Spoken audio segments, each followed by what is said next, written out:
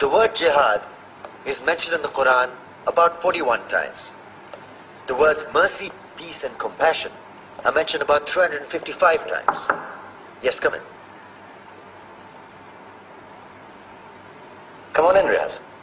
Sit down, please.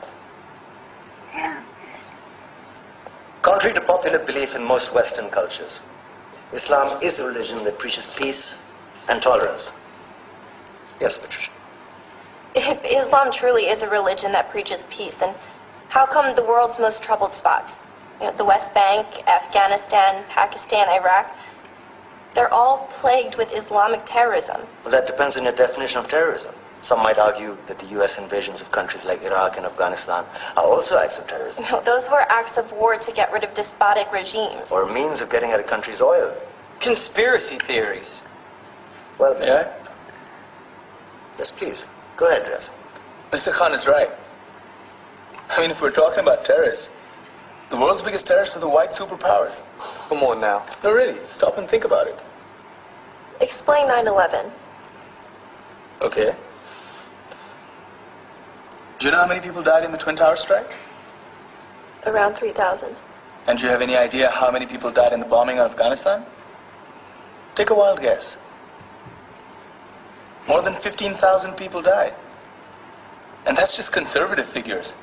About 50,000 tons of explosives were dropped on innocent civilians. Men, women, children. Yeah, but that was because of the Taliban. Now that you brought it up, did you know that the Taliban was a creation of the CIA to fight the Russians? Whatever. They were still harboring terrorists. Yeah, right. Terrorists that were never found. Just like the weapons of mass destruction that were never found in Iraq. Do you want to get into the death toll in Iraq? 500,000 civilians and counting. And what do Britain and America say when they don't find these weapons? It's simple. They just say sorry. And still refuse to relinquish control of these countries. What are you trying to say? What I'm trying to say is that just because you're American, wear a fancy suit, and call yourself the president, doesn't make you any less of a terrorist.